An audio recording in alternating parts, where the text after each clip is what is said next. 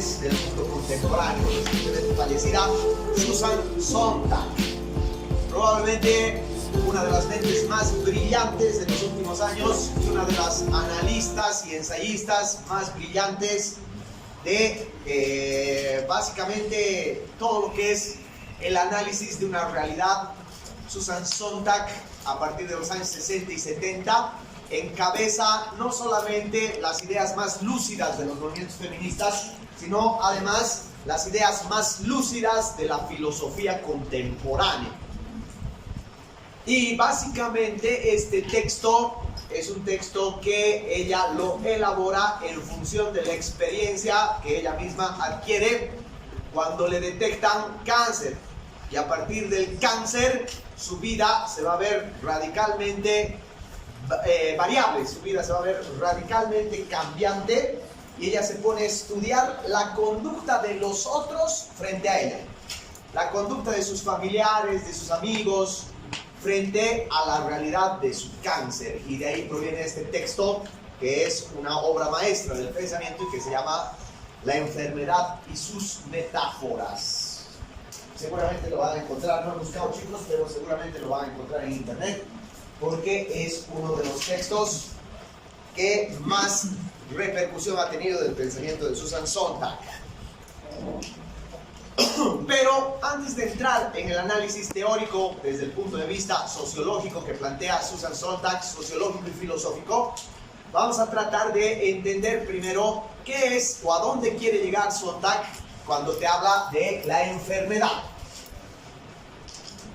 La enfermedad ligada a las metáforas con las que queremos nosotros designar a lo enfermo.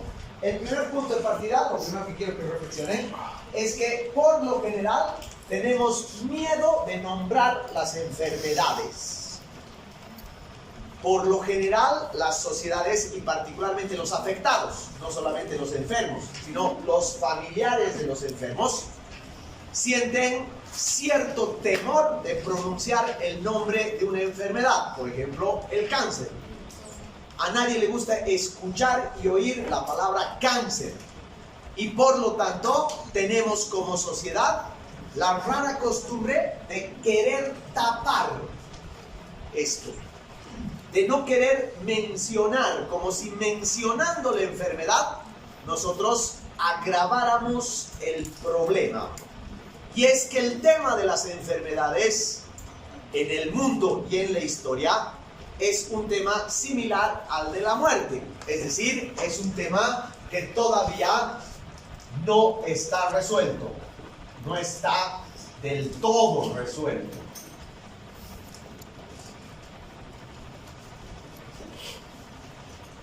Aunque a medida que avanza la civilización y avanzan las innovaciones tecnológicas y avanzan los estudios en el campo de la medicina particularmente, que es una de las áreas de la actividad humana que más ha avanzado en la historia, todavía existe hoy en día, en pleno siglo XXI, un montón de enfermedades, entre ellas el cáncer, de las cuales casi no sabemos absolutamente nada.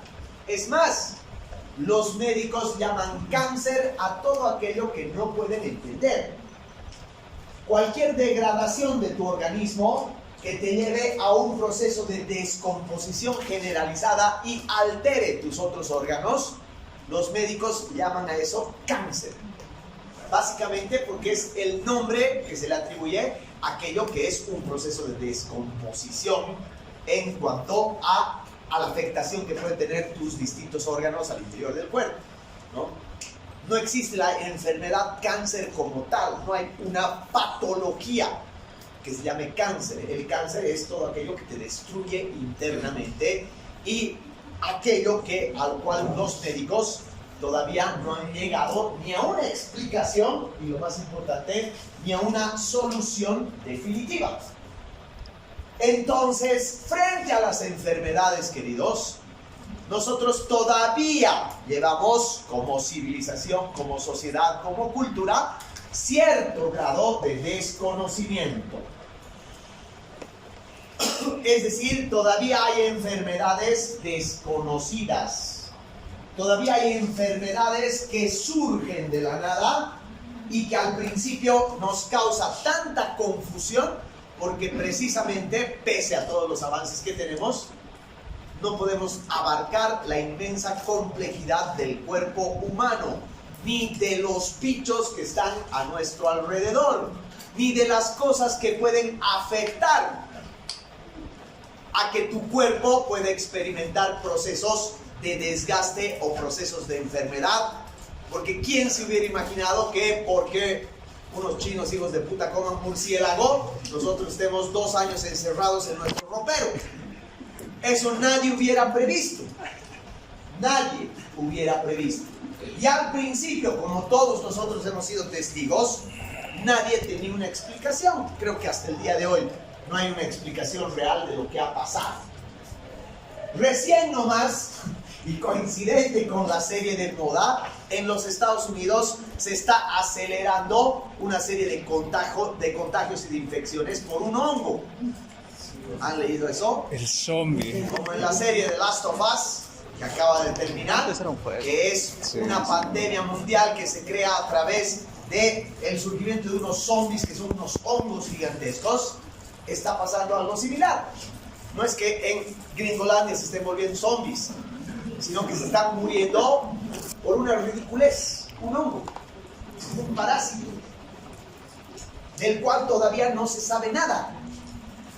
Entonces, chicos, todavía frente a las enfermedades, no vamos a decir que existe un total desconocimiento, no es como la muerte, es verdad, y sabemos muchísimo más de lo que sabían nuestros antepasados, pero sí existe un grado de desconocimiento, de misterio, particularmente en algunas enfermedades y en especial en aquellas enfermedades ante las cuales los médicos se han rendido, los químicos se han rendido, los farmacéuticos se han rendido y te han dicho, esto no tiene cura.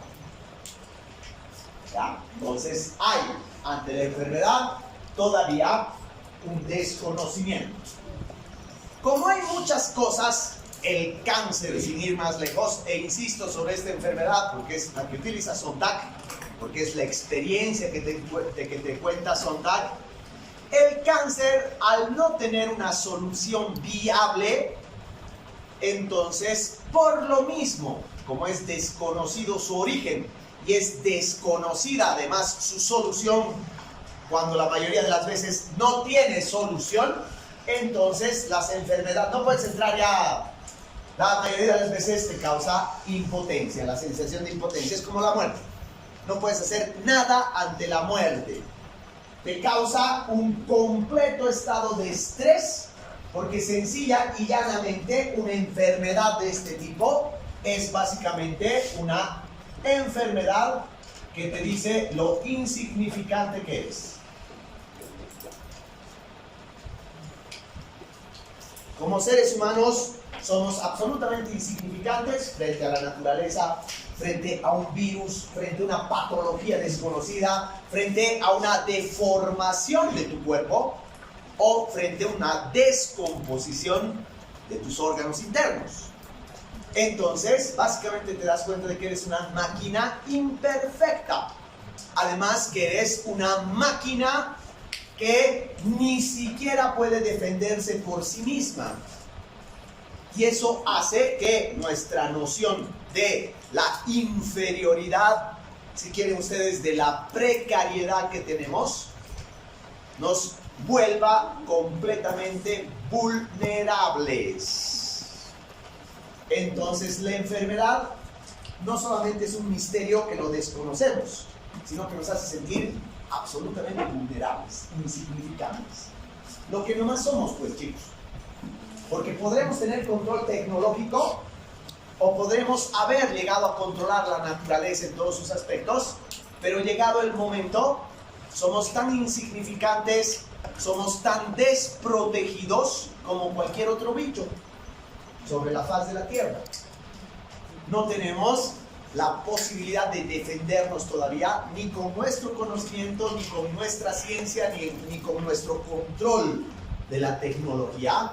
Todavía somos seres que se enferman y muchas veces esa enfermedad nos lleva a la muerte y por lo tanto estamos desprotegidos. Pero lo que más impacto suelen causar las enfermedades, lo que realmente genera mayor preocupación entre nosotros, es que algunas enfermedades te hacen diferente. Te ponen en una posición en que empiezas a adquirir características que te hacen diferente. ¿De qué estoy hablando?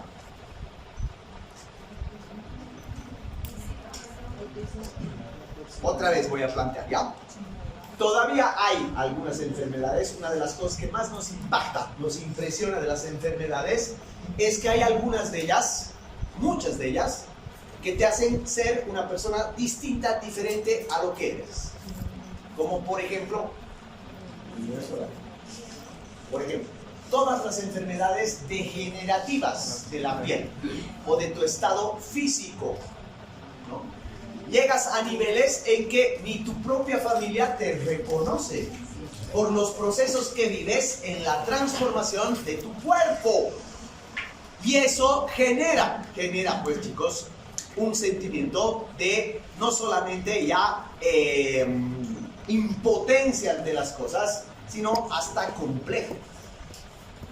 Porque ves básicamente algo que no quieres ver, y es la degradación de tu cuerpo.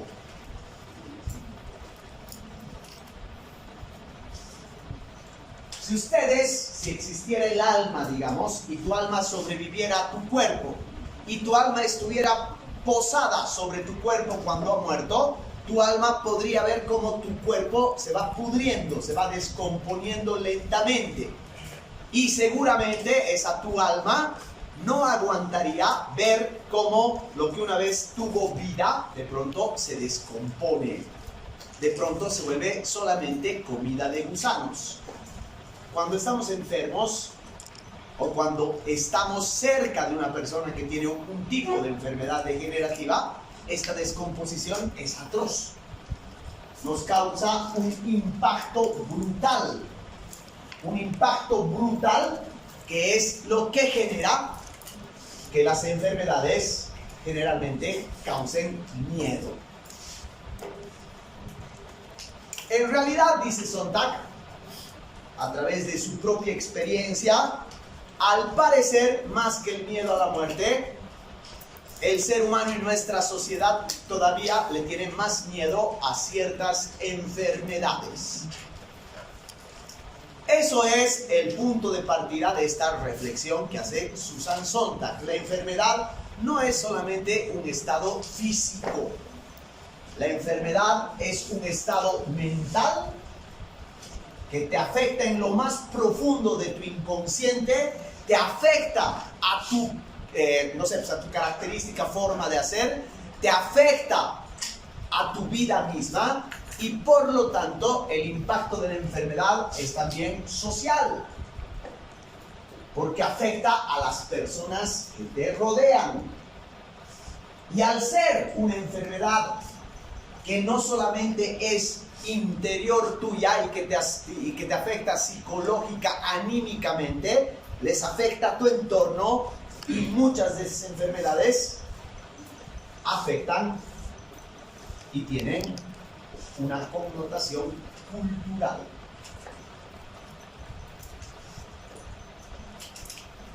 Entonces, chicos, si hay algo sumamente brillante e inteligente que hace Sontag, es que te dice, las enfermedades no solamente son un fenómeno biológico o un fenómeno médico, ni tampoco las enfermedades son un fenómeno individual.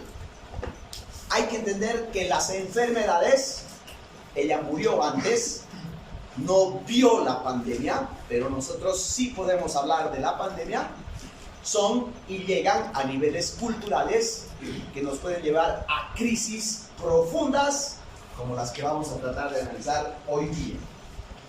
Sin embargo, para que ustedes se den más cuenta, del impacto cultural y social de las enfermedades, basta que hagamos una revisión histórica para darnos cuenta cómo funciona en la sociedad el estigma de la enfermedad.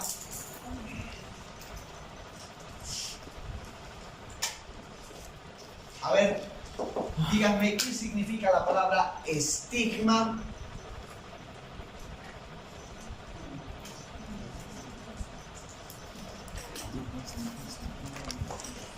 Sí, pero no puedo decirlo. Estigmatización. La gente tiene miedo a hablar de Para que los Cuando lo Caín excluyan. mata a su hermano Abel, Dios, para diferenciarlo y decir, ahora todos tus sucesores y todos tus hijos y los hijos de tus hijos van a estar marcados por tu crimen, le pone una marca en la frente. Eso es un estigma. Un estigma es una marca. Un estigma es algo que te hace reconocible y por lo general el estigma tiene una connotación negativa. En la antigüedad, si alguna enfermedad estaba estigmatizada, esa enfermedad, sin lugar a dudas, ha sido la lepra. Lepra europea. ¿Qué saben de la lepra? Se vuelve momia. Claro, las cosas que saben, la mayoría de ustedes, si saben algo de la lepra, no lo saben por haber estudiado medicina, lo saben por la Biblia. Porque es la Biblia la que de alguna manera ha mostrado, fíjense lo que ha pasado, la realidad de una sociedad. Bueno, vamos a hablar de una sociedad en términos reales primitiva. Una sociedad que no había avanzado ni siquiera en el desarrollo de sus habilidades médicas. Sociedades que no tenían el nivel de raciocinio que tenían los griegos, por ejemplo. Y en esas sociedades, el leproso era sencilla y llanamente una persona a la que no querías ver.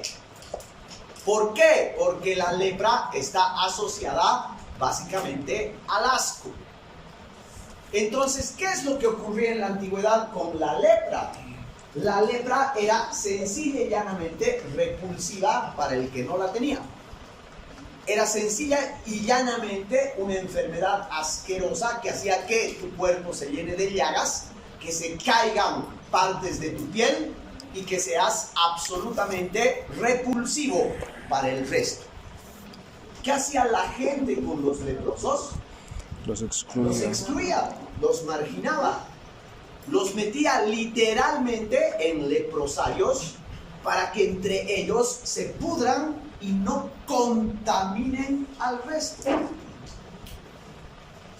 La Biblia te enseña que el acto más divino y más caritativo de Cristo es acercarse a los leprosos. Es tener ese sentido de vencer el asco y acercarse a los leprosos como a sus hermanos. Cristo, en la Biblia en realidad nunca se dice que sanó leprosos, o se lo dice de una manera muy a la ligera. En realidad lo que hizo Cristo fue un acto caritativo, acercarse al leproso. Eso te enseña la Biblia. ¿Por qué? Porque seguramente, chicos, piensen en esto, hasta para la mentalidad de esa época había seres humanos que consideraban que excluir de esa manera a los leprosos era algo inhumano. Finalmente eran seres humanos, marcados por una enfermedad. Pero ¿qué ha pasado con los leprosos históricamente? Han sido calificados, les han puesto un estigma. En la cultura hebrea y cristiana, el leproso está asociado al pecado. Está asociado a los males de la sociedad. Está asociado a algo que es tan horrible de verlo que lo excluyes, que lo marginas, que lo sacas de tu vista. ¿Por qué será? Por temor a contagiarse, güey. Un punto es ese. Porque cuando tú ves o lo ves a un leproso, no estás haciendo más que verte en un espejo que no te quieres ver. Entonces, ¿qué haces? Tú dices, yo no quiero ser así. No quiero que mis hijos sean así. No quiero que la sociedad que me rodea sea así.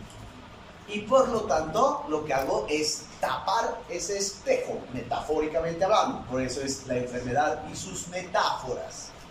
Al tapar ese espejo, niego la realidad. Y al negar esa realidad estoy haciendo algo terrible, inhumano, brutal.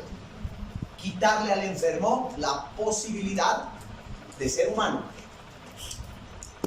Que se pudra, que se quede en el leprosario, mientras no me joda, mientras no me muestre su horrible rostro, entonces yo voy a estar en paz. En otras palabras, si la lepra ha causado tanto estrago y tanto miedo y tanto pánico en las sociedades antiguas, es porque la gente le tenía pánico a verse como el leproso. Eso es el miedo al contagio. Este es el punto de partida. Veamos y avancemos en el tiempo. A mediados del siglo XII se da básicamente otra peste similar en asquerosidad a la lepra, que se llama la peste negra, o que también en términos científicos es conocida como la peste bubónica, una enfermedad esparcida por las ratas y que exclusivamente tiene que ver con la falta de agua y de jabón. No es nada más que eso, la falta de higiene. Cuando la peste negra llegue a Europa, 26% de la población es afectada. 26% es un desastre. Es la calamidad más grande de la historia de la humanidad. ¿Y dónde llega esa calamidad? Llega a Europa. Básicamente Europa. ¿Por qué en Europa?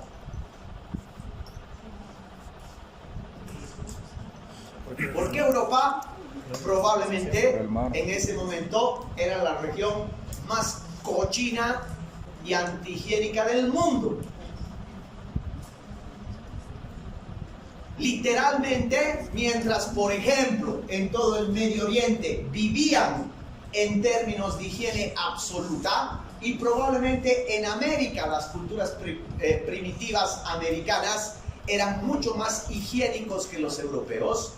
Los europeos vivían en literalmente ciudades o castillos que eran muladares, espantosos. Pero ¿qué ha hecho el europeo cuando lo ataca la peste negra? Fíjense esto. Lo que ha hecho son dos cosas fundamentales. Uno, asumir que es un castigo de Dios.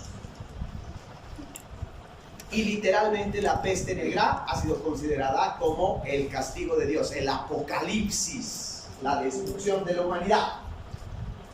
Pero toda la cultura europea ha depositado su culpa o la culpa de la peste en el infiel, es decir, en los musulmanes.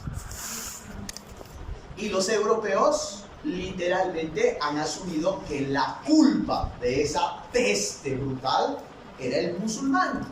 Por lo tanto, esa peste ha sido desde el principio estigmatizada. El musulmán era portador de la peste negra. Es la peste de los herejes, la peste de los infieles. ¿Qué han hecho los europeos? Una cosa que la sociedad hace mucho, que hace constantemente, atribuirle sus males a lo distinto, a lo diferente. La estigmatización de la peste pasa no solamente por estigmatizar al musulmán, al otro, sino también por estigmatizar a las principales víctimas de la peste. Quiero que me entiendan bien, la peste negra es lo más democrático que ha existido porque ha llegado a todas las clases sociales. Pero ¿quiénes son los que realmente cargan con mayor fuerza esa enfermedad? ¿A quienes les llega más y más rápido? Exactamente. A los que vivían en condiciones realmente infrahumanas, en estado literal de esclavitud, bajo ningún sistema de salud pública, bajo ningún sistema de cuidado, absolutamente al margen de cualquier forma de control de plagas y mucho menos de higiene, los pobres. Por lo tanto, la peste negra ha sido el estigma que durante 3 siglos en Europa han cargado o los musulmanes o los pobres o ambos.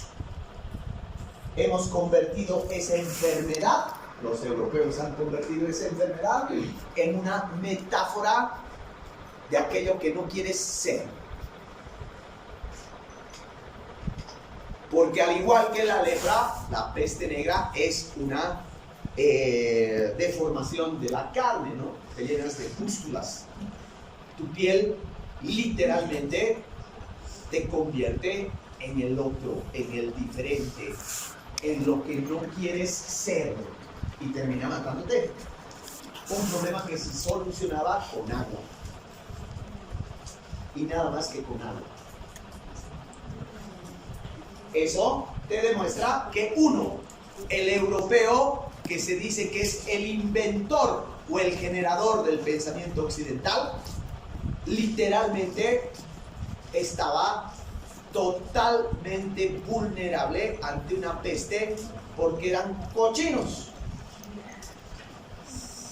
porque destruyeron todo el sistema de irrigación que los romanos crearon en todas las ciudades, porque destruyeron todo un sistema de conducta social en torno a lo que los romanos llamaban mente sana en cuerpo sano.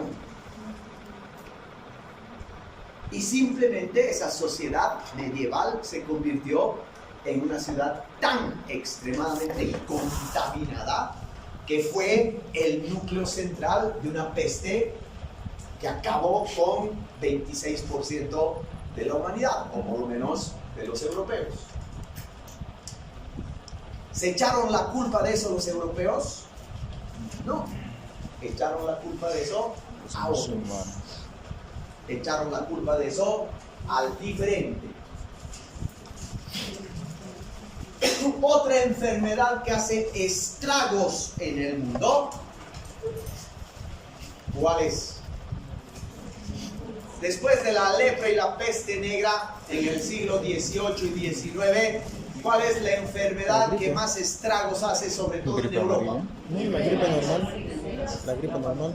Eso es, pero a principios del siglo XX. SIDA. ¿Quién Siglo sabe? XVIII, XIX. No sé. La gripe, ¿verdad? La sífilis. Sobre todo la sífilis va a generar una destrucción en masa en Inglaterra cuando está comenzando la revolución industrial. La falta de higiene y las relaciones sexuales sin protección dieron como origen una de las pandemias más brutales de la historia en prácticamente toda Europa. Pero ¿quiénes fueron los que propiciaron, si quieren ustedes, la expansión en términos de imaginario colectivo de la peste, o sea, de la sífilis? Vale decir, en ese tiempo ya habían periódicos. Los periódicos ya anunciaban las cantidades de muertes y de enfermedades que habían por sífilis. Los que contribuyeron a esa publicidad de la sífilis fueron los ingleses. Los periódicos ingleses de 1800 hablaban de la sífilis en estos términos. Decían la enfermedad francesa.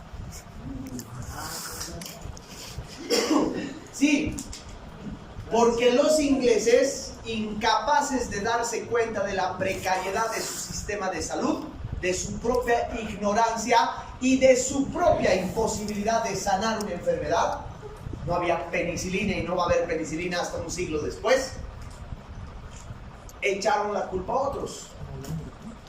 Como Inglaterra estaba en un conflicto armado a punto de terminar con Francia, entonces los ingleses adoptaron la sífilis como la enfermedad francesa por excelencia.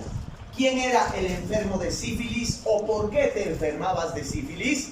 Por culpa de los franceses y de sus prácticas sexuales abominables.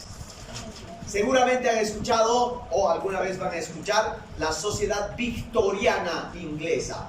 Es un momento en que Inglaterra entra en una especie de gobierno de terror marcado por la reina Victoria, que es una reina absolutamente protestante, súper religiosa, que encasilla a Inglaterra en una sociedad hiperconservadora.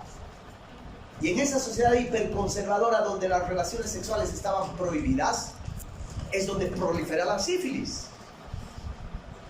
¿Por qué? Porque la hipocresía social era tal que los miembros de la realeza se acostaban con las prostitutas de las clases bajas y viceversa.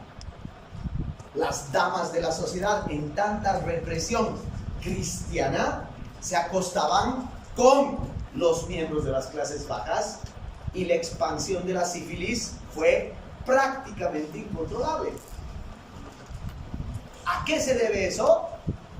Obviamente a la falta de elementos que te permitan tener una sexualidad saludable, por supuesto. No había ni preservativos, claro que sí. Pero sobre todo al hecho de que había un gobierno, una reina, que prohibió la sexualidad.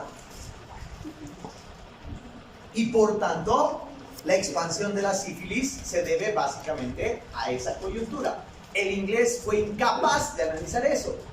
Para el inglés era más fácil decir culpa de los franceses, o culpa de los pecadores, o culpa de las prostitutas. Casi siempre gente pobre, casi siempre gente de las clases bajas. Y claro, aunque podemos dar una serie de ejemplos, como por ejemplo la tuberculosis o la polio, casi todas las enfermedades han pasado por lo mismo. Hay dos enfermedades, sin embargo, que en el siglo XX van a tener un impacto brutal. Uno es el cáncer. Lo que dice Sontag es lo siguiente: yo he notado que en cuanto me determinan y el médico me confirma el diagnóstico de cáncer, en primer lugar la gente empieza a tratarme distinto. Lo primero que hacen es tratarme distinto, con condescendencia, con piedad, con pena, como si yo al tener cáncer hubiera perdido todas mis facultades y todas mis capacidades, o como si yo al tener cáncer hubiera dejado de ser Susan Sontag, carajo, la más importante filósofa del siglo XX. El cáncer ha hecho que la condescendencia, la pena, ¿no?, el estigma que tiene la enfermedad haga que la gente me trate distinto. Segundo, ella analiza las metáforas del cáncer, porque dice, acá en la era Ronald Reagan, años 80, se habla del cáncer como si fuera droga. ¿En qué sentido? Que dicen, es la batalla contra el cáncer. A ella, sus familiares, sus amigos, los médicos les decían, vas a vencer el cáncer, vas a vencer esta batalla, no te rindas frente a esta prueba. ¿Qué estaban utilizando? Dice Sontag, metáforas de guerra, metáforas militares. ¿Qué es lo que crea eso, chicos? No, todo lo contrario. Te dice que si no eres capaz de superar, entonces eres débil. Entonces no puedes ganar esa batalla. Y eso es una forma de estigmatización. Porque te achaca a vos, enfermo, la responsabilidad de sanarte. Y te dice, no eres luchadora, no eres vencedora. Y mucho peor, muchísimo peor para la sociedad y la cultura, resulta la explosión, o quizás quieran llamar, el descubrimiento del SIDA. Cuando el SIDA estalla, inmediatamente esa enfermedad es presentada al mundo como una enfermedad estigmatizada. Homosexual. Para tener SIDA, o eres homosexual o eres drogadicto que compartes jeringas. Homosexuales, como chicos. Entonces, inmediatamente, en plenos años 80, cuando está surgiendo un modelo neoliberal súper, hiper conservador, las grandes o los grandes sectores conservadores y religiosos lo que han dicho es, bien hecho, esta enfermedad que les dé a él por homosexual o que le dé a él por drogadicto es el castigo que se merecen por degenerados. Ese discurso ni siquiera es de un pelotudo de la calle, es del presidente de la República, Ronald Reagan, que públicamente dice eso. Cada sociedad va a pagar sus pecados de las maneras que Dios decida. Y hasta el día de hoy, el SIDA es un estigma. Es un estigma brutal. Es un estigma que aísla, que confina, que literalmente pone al enfermo en situación de precariedad brutal, porque lo que quiere es prescribirlo de la sociedad. La gente no quiere saber del SIDA, no quiere acercarse a una persona con SIDA. La gente trata distinto a la persona con cáncer. La gente metía leprosos en leprosarios. La gente negaba la peste negra y asumía que era un castigo divino. La gente ante la enfermedad es estúpida. ¿Por qué? ¿Dónde radica la estupidez? Que todos estos elementos o todos estos ejemplos, chicos, niegan la enfermedad. No tratan a la enfermedad como enfermedad. El momento en que tú estás enfermo, sobre todo de este tipo de enfermedades, entonces la gente no asume que eres un enfermo, asume que eres otro, distinto, que no quiero contagiarme, que no quiero ser parte de lo que tú estás viviendo.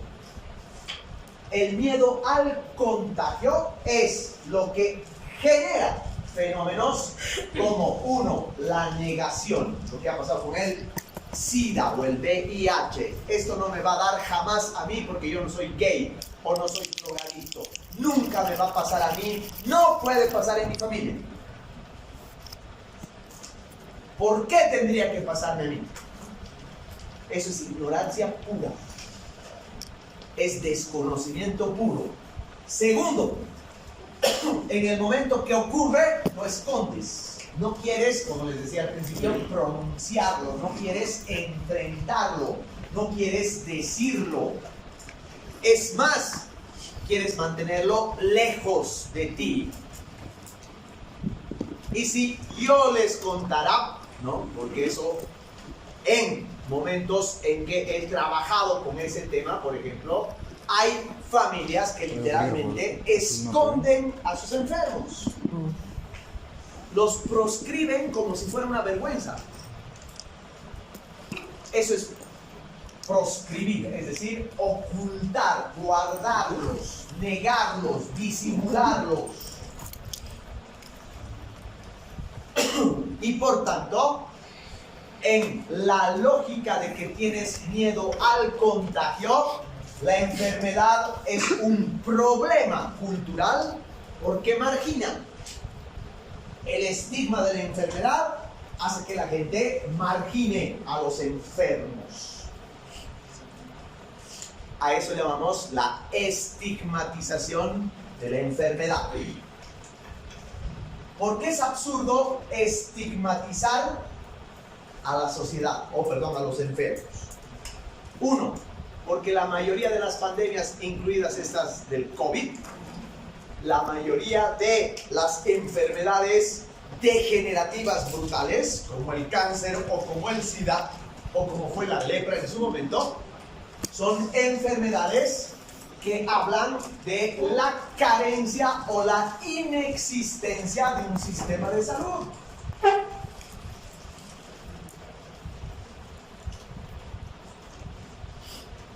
Es innegable cómo la humanidad ha avanzado en términos de salud y de tecnología de la salud. Pero hay una cosa que es cierta.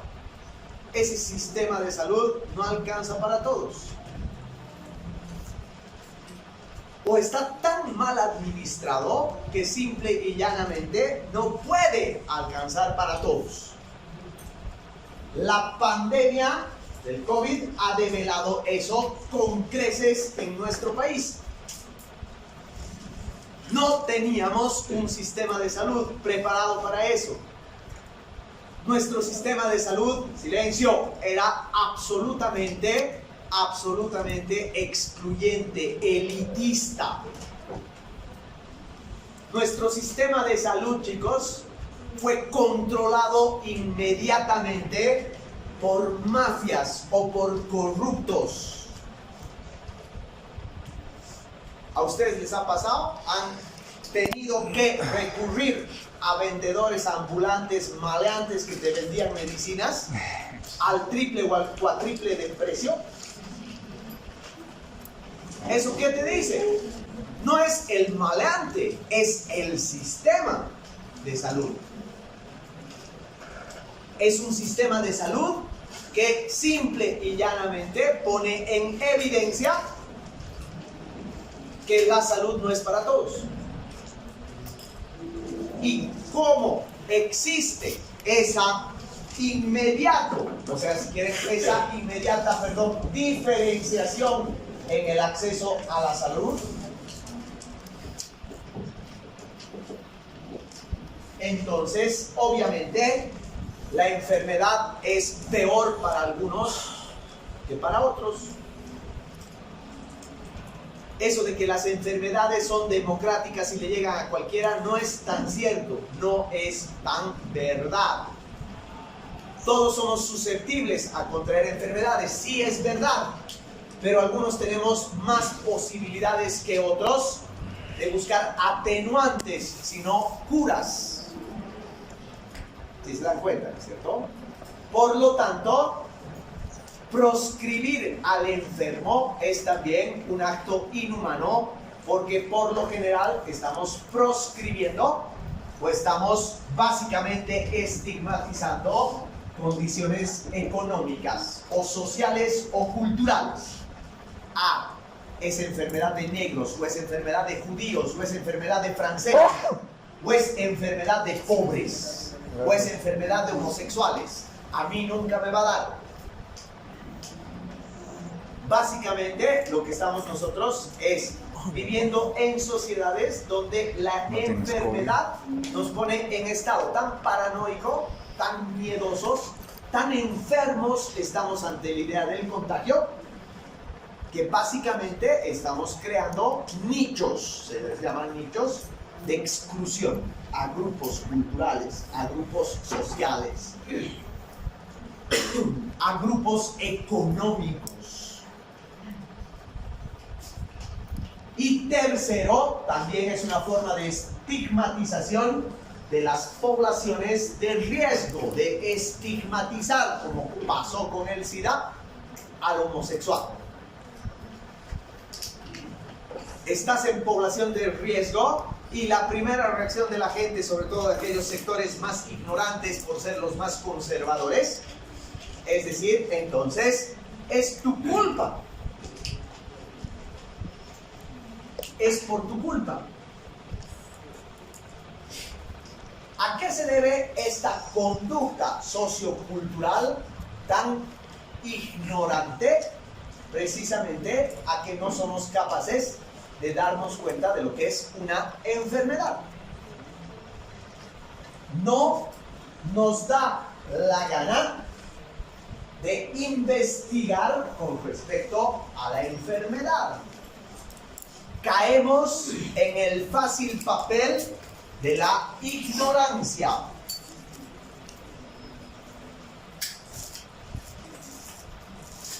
Y cuando una sociedad entra en pánico por el contagio, como pasó con el SIDA o como pasó con el COVID, entonces esa sociedad en pánico se vuelve fácil de controlar, fácil de manipular.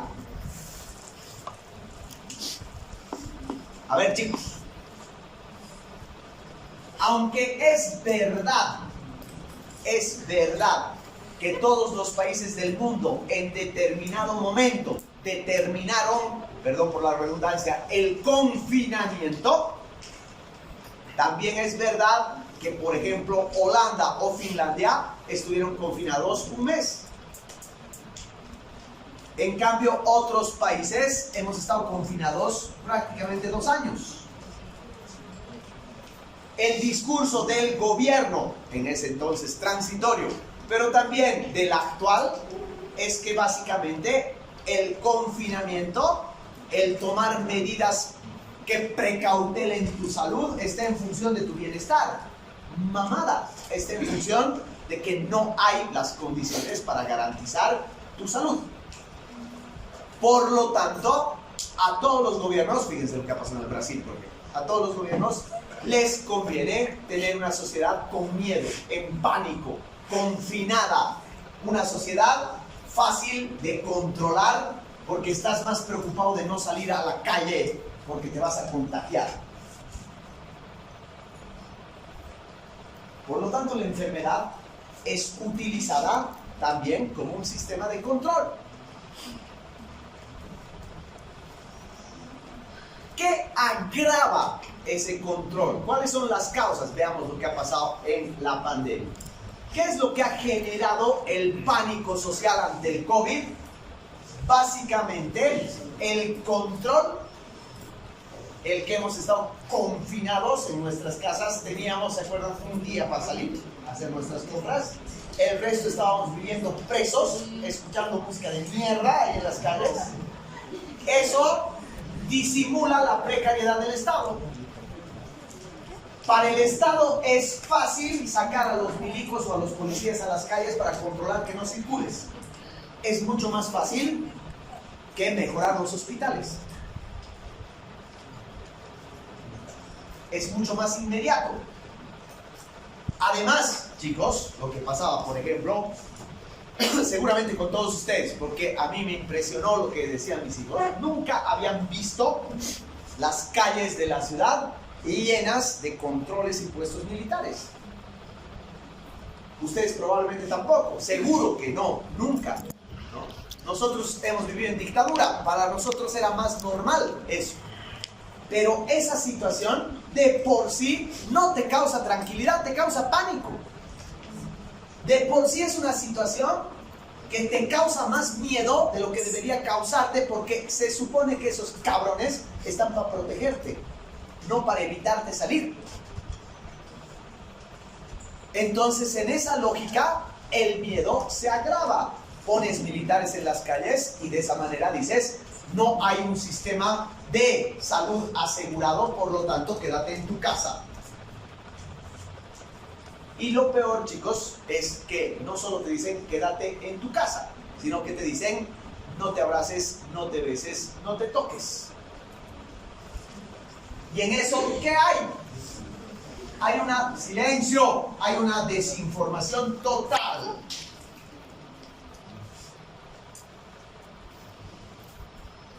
Han tenido que pasar al menos 10 años, créanme, para que la ciencia explique a la sociedad que la única manera de contagiarte de SIDA era compartiendo jeringas o teniendo sexo sin protección. Porque durante 10 años esta sociedad ha considerado que una persona con SIDA te podía contagiar por la saliva o por un apretón de manos. Y por lo tanto te decían, no te juntes, no te metas, es contagioso, es peligroso. El sistema médico ha tenido que pelear contra el sistema religioso. Y ha tenido que pelear. En eso han sido muy heroicos los médicos, las comunidades gays y los activistas en pelearse contra un sistema religioso y contra un Estado para dejar de estigmatizar el SIDA. Lo mismo ha pasado con el COVID, chicos. Gente enferma llegaba al hospital, le daban oxígeno, ya no dejaban que ingrese a su edificio o a su barrio. O sea, ¿cómo podemos llegar a tal nivel de ignorancia? Por miedo, por cagar de miedo. Y a eso se agrava una desinformación que no les voy a decir que ha sido el Estado el que ha desinformado. Sería demasiada atribución mía decir que los estados han desinformado a propósito. Es muy probable que algunos sí, pero la desinformación viene del pánico generalizado.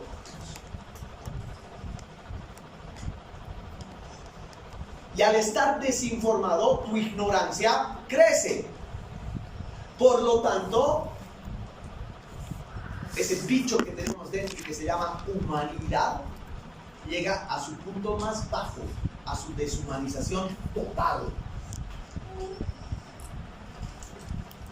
Y al estar en situación de pánico, entonces el estigma del contagio pasa básicamente por negar la presencia física del otro. Andas con máscaras en todo lado, no te tocas, no te abrazas, no te besas. A la larga, por supuesto, si esto puede ser una medida de seguridad, no lo niego, pero a la larga se hace más precario tu sistema de socialidad. Se te hace más difícil lidiar con la gente, con lo social, con el cuerpo. Chicos, esto no es novedad. Es un tema que lo analizamos porque ustedes han vivido esta pandemia. Pero esto se vive desde la lepra, el sífilis, la peste negra, la tuberculosis, ¿no? La fiebre española. Todas han sido lo mismo. El SIDA. Todas son lo mismo. Todas repercuten en un desgaste de la socialidad, en tu pérdida del valor del cuerpo y del valor humano, del valor del contacto, en función del puto miedo, en función del pánico que te causa el contagio, porque crees que cuando te vas a contagiar, te vas a convertir en el otro, en ese espejo que no quieres verte. Así las metáforas de la enfermedad son terribles, son dolorosas, son excluyentes, son brutales. Más aún en nuestros tiempos. Más aún en nuestros tiempos donde el tema de salud se ha vuelto obsesión. Jamás probablemente en la historia de la humanidad la sociedad global ha estado tan obsesionada con la salud. Jamás. Probablemente por dos factores importantes. Uno, que definitivamente ha crecido tu esperanza de vida.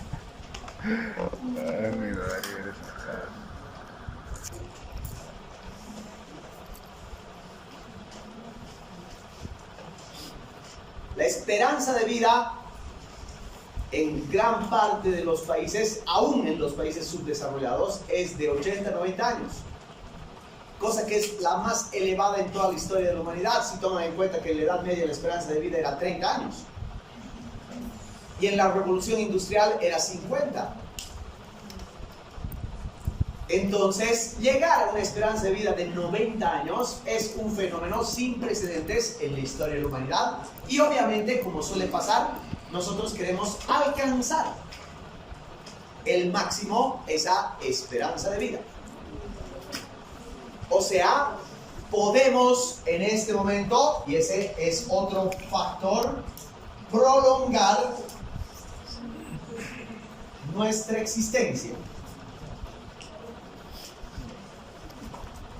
Préstenle atención, no se lo tomen a la ligera este conceptito de que estamos obsesionados con prolongar la existencia. ¿Por qué queremos prolongar la existencia? Por miles de razones. Entre otras, porque como seres humanos le tenemos miedo a la muerte, le tenemos miedo a las contrariedades y le tenemos miedo a la brevedad, como hemos visto. Pero también porque como nunca antes en la historia, las sociedades han empezado a disfrutar de la vida. Por lo tanto, el disfrute de la vida se asocia a tratar de prolongar ese disfrute lo más que se pueda.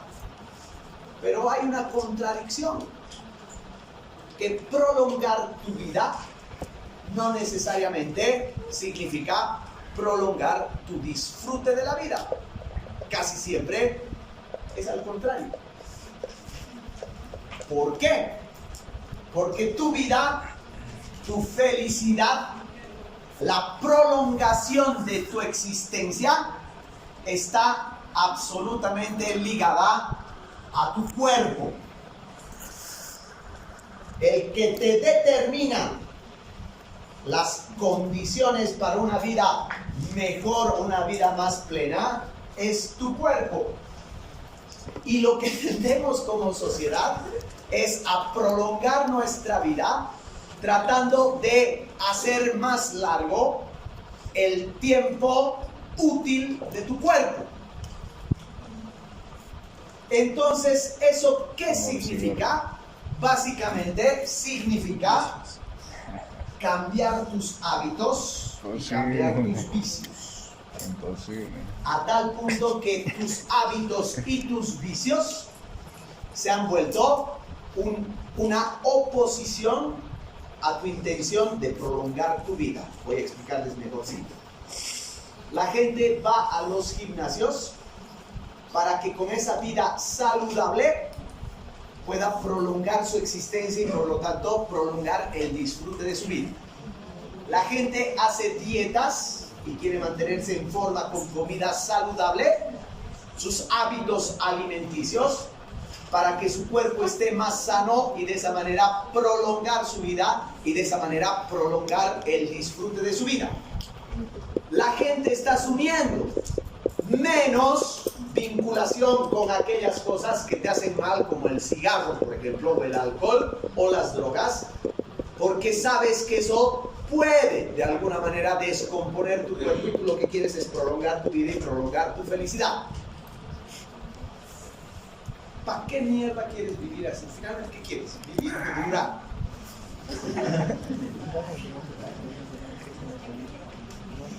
Hasta donde yo sé, nadie se muere sano. ¿Entienden eso? Ya. Por lo tanto, chicos, ha surgido la obsesión de tu cuerpo es un templo que te va a llevar en última instancia a una vida más plena a través de disfrutar la vida con la salubridad de tu cuerpo. Pero básicamente eso implica renuncias y privaciones que precisamente te llevan a hacer cosas que en el fondo no son más que métodos de autoflagelación. O sea, entiendo a una persona que haga ejercicio, entiendo a una persona que pueda querer tener una rutina de comida sana, pero no entiendo a una persona que esté obsesionada con eso. No entiendo una persona, además, que este es el problema, que crea que porque tú no lo haces, entonces tú estás mal, o estás enfermo. Porque nadie discrimina a una persona por ir al gimnasio. Pero ahora, chicos, el alcohol, el cigarrillo, la gordura, literalmente están criminalizadas. literalmente. Como una sociedad que es capaz de decirle al fumador, no fumes aquí. Silencio, a ver, ya voy a terminar. No es necesariamente porque es un tema que me afecta, pero es un tema que tiene que ver con la racionalidad. Nos afecta a todos. No te preocupes. ¿Qué pasa? No. ¿Saben qué, chicos? La Organización Mundial de la Salud tiene muchos estudios que, entre comillas, asocian el consumo del cigarrillo a un problema de salud. Sin embargo, busquen, los desafío a buscar un estudio conclusivo. Por eso en las cajetillas de cigarro nunca ponen el cigarrillo te causa cáncer. Siempre te va a poner el cigarrillo te puede causar cáncer. Porque no hay un puto estudio conclusivo que demuestre la relación, por ejemplo, entre el cáncer y el cigarro. No hay. Sin embargo, la obsesión en la que vivimos por un sistema de salud ha llevado a que las autoridades, en primer lugar, asuman esto como una forma de privarte de tus libertades. Entiendo que un gobierno o un estado me diga, ya, no fumes, digamos, en un edificio público. Pero no entiendo, que como pasa en casi todos los países, que un estado te pueda decir, está prohibido fumar en todo el boliche.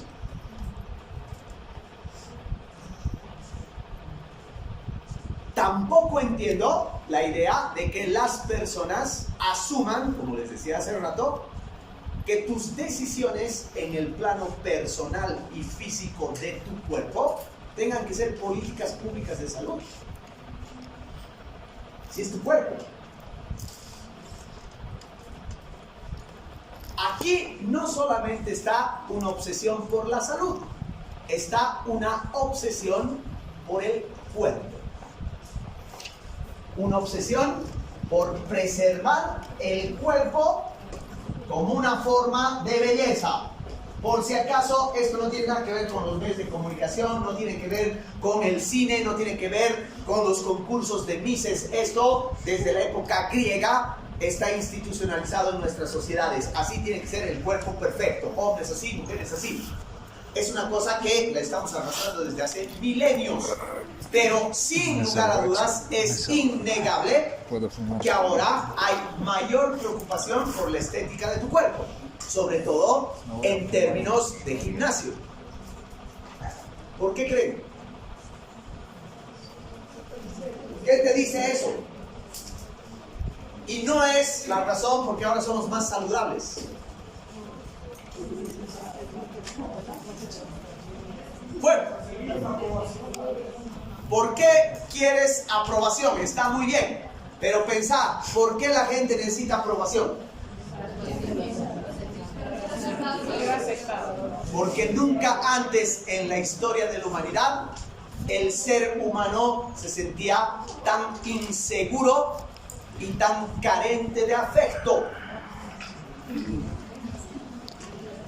¿Para qué mierda posteas que estás en el gimnasio o te sacas foto del poto? Si es que no quieres likes. Piensen eso. Silencio, chicos, ya terminamos. ¿Y para qué carajos quieres likes?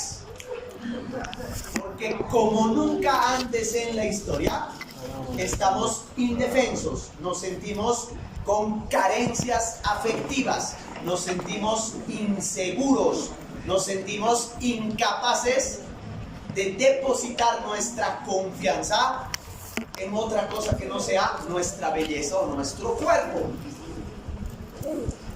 Y eso tiene que ver con fenómenos que los vamos a empezar a llevar después del examen